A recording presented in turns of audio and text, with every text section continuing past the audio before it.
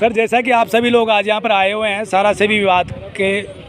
समाप्त करने के लिए ज्ञापन देने के लिए, और आप सब लोग प्रयास भी करें पूरे हिंदुस्तान में,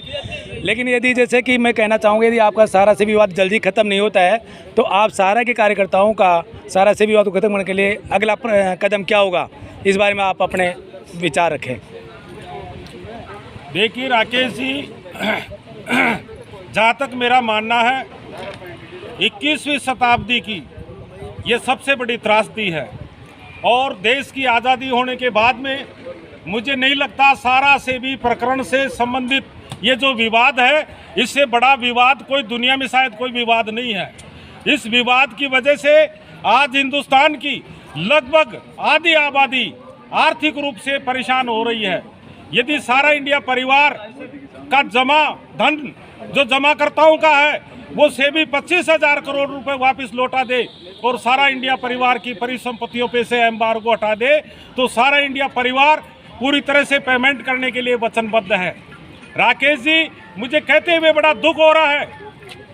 कि लगातार ये राष्ट्रव्यापी समस्या से देश त्रस्त है, और लगभग 10-12 साल से न्यायालय, सुप्रीम कोर्ट जो भारत का सबसे बड़ा न्यायालय है, मुझे कहते हुए शर्म आ रही है कि वो न्यायालय है जहां में कोई न्याय प्राप्त नहीं हुआ है, जहां तारीख पे तारीख दी जा रही है। ये इतनी बड़ी समस्या है, यदि इसका समाधान हो जाए तो आज देश की अर्थव्यवस्था सुधर सकती है, देश में जो आर्थिक मंदी का दौर आ रहा है वो दूर हो सकता है।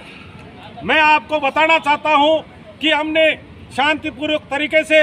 विगत 2 वर्षों के अंदर देश के समस्त विधायक, देश के समस्त सांसद, प्रधानमंत्री, राष्ट्रपति, मुख्यमंत्री, जिला कलेक्टर महोदय, सबको हम ज्ञापन दे चुके हैं, लेकिन अभी तक हमें और देश की जनता को, देश के सम्मानित जमाकर्ताओं को